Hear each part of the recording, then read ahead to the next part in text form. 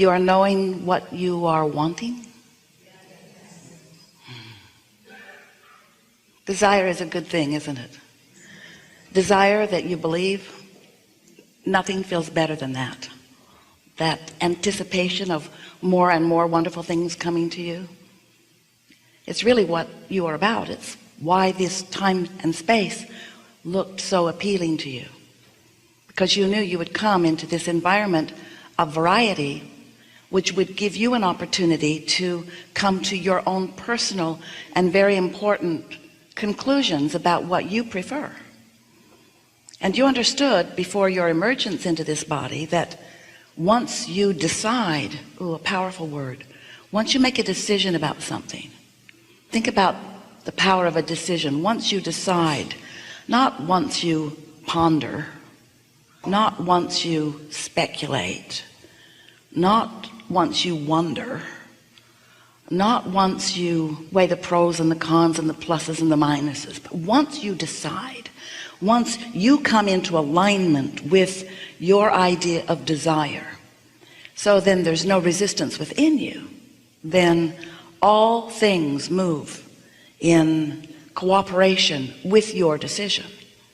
In your indecisiveness, in your I want it but, I really want this but, then there is a split or a resistance, self-imposed, that just slows everything down, dilutes the power of it. And that indecision is what then brings about frustration because of the slowness of the response. When you have decided, then you are powerful. But it takes a little while to become decided, doesn't it? You have to sort of collect some data. Sometimes, oh, you're doing so well. Sometimes you'll be all tuned in, tapped in, turned on, and you'll be going with the flow, and we mean that literally. You're going with the flow, and you feel very decisive about something. You see something that you want, and you know, that's it right there. Yes, you're decisive. But sometimes, as humans who have been trained to not believe in yourselves, you think, oh, but it shouldn't be that easy. I shouldn't be led to the perfect thing right here and now. Surely there must be more pain to experience in the earning of the perfect whatever it is. And so sometimes, even though you were led right to it, because the source within you knew right where it was, and you were tuned in, tapped in, turned on, and so you went to right where it was, and when you saw it you knew it, but then you second guessed yourself because it was not nearly painful enough coming to the conclusion. And we want you to begin to realize that it's not supposed to be painful, that there is a process of you coming to those decisions. There is a process by which you sift and sort and come to your decisions. You know when you don't prefer something, and you know when you do prefer something. You know. But sometimes along your unfolding of your path, others have convinced you that you just think you know, but you don't really know, and that they are really the ones who know, and so you should listen to them because they know. And often they will accuse you and us. They accuse us of teaching you selfishness. We say, we do. Yes, we do. We do. Chapter 1, selfishness. Because if you are not selfish enough to identify your own preference, then you cannot connect to the power that is really you. Because in not deciding what's best for you, then you water it all down with what's best for this and best for this. And we're not saying that it cannot be best for you and others too. We are saying that what is best for you, which is alignment, is what's best for everyone who has anything to do with you. Because when you are in alignment with the source within you, you have plenty to give. Oh, then you're flowing, you're dynamic, you're fun. But if you're not selfish enough to get tuned into that, then you're not so much fun. And then that's when we love you so much. That's when you get demanding. That's when you start demanding the respect that you want. So this process of coming to your decisiveness, this process of what we are calling the process of deliberate creation, because it's no fun just to stumble into it. You think you might like that, but you really don't. When you stumble into wonderful things, you don't feel nearly as emphatically joyful about them as when you plan for them and you watch them evolve, and you're there to witness the unfolding of them so that you have complete ownership in what happened. That's the way deliberate creating feels best, isn't it? But you came knowing that there would be plenty of variety for you to sift and sort through, and that from that process you would know what you don't want and you would know what you do want, and you knew that in that process you would naturally come to continual asking of your preference. I would like that, I would like that, I would like that. Even if you are not using words, if someone is rude to you, you know you would prefer them to be nicer. And if you're rude to someone, you know you would prefer that you be nicer.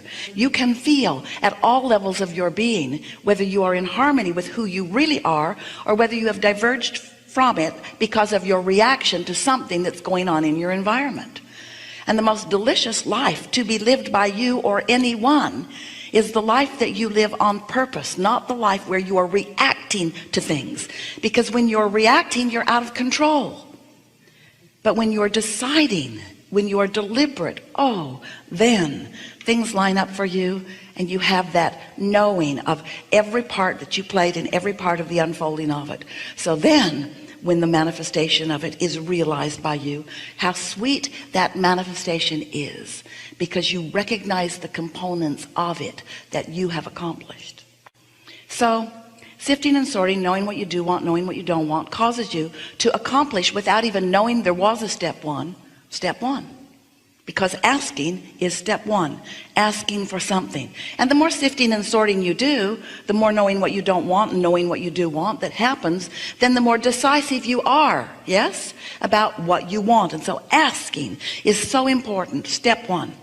Step two is not your work. Step two is where the laws of the universe, law of attraction, and your inner being and infinite intelligence, what you want to call source, all of these components answer what you're asking in the moment that you ask for it. Now we know that's hard for you to accept, but it is the way that it is. In the moment that a decision happens within you, everything from non-physical perspective lines up to complement, to enhance, to add power to pave the way for what you have asked for.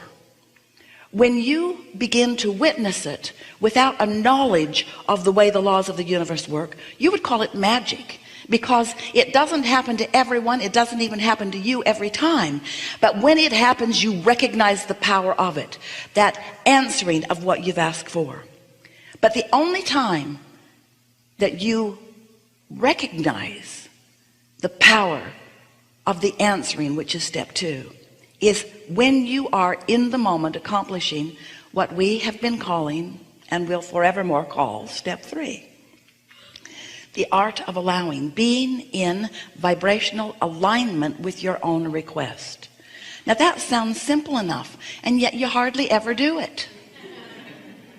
You say, I really want that, but, and then you get real about it. But it's hard to find, or it's long in coming, or I've wanted a long time, or hardly anybody ever has it, or. But step three, when you accomplish it, means you are in absolute vibrational alignment with your request from step one.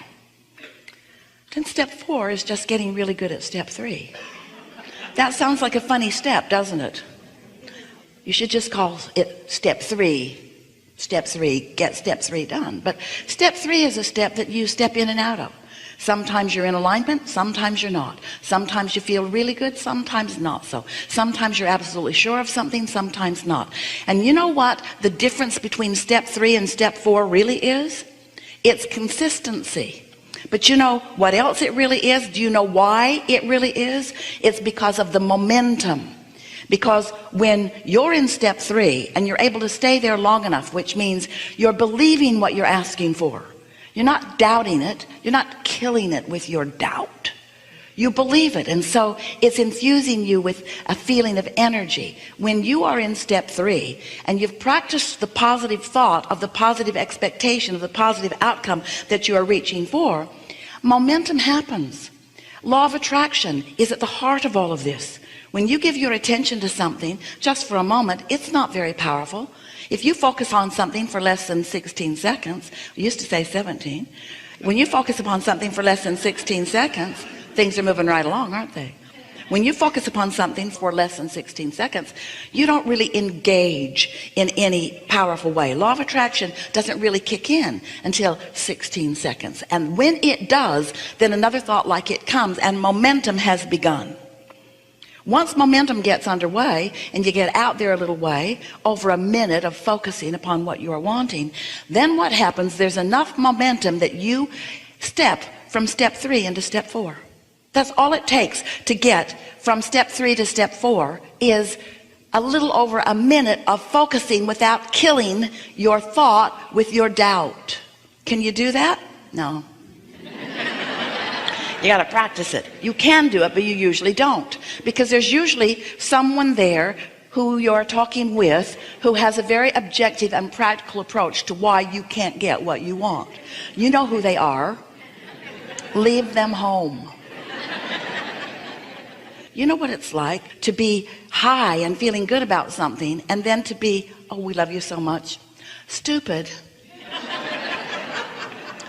And to say it out loud to somebody who's not ready. In other words, if you talk about what you want to someone who's not ready for you to have what you want, they're going to throw cold water all over it. They don't mean to. They love you, mostly.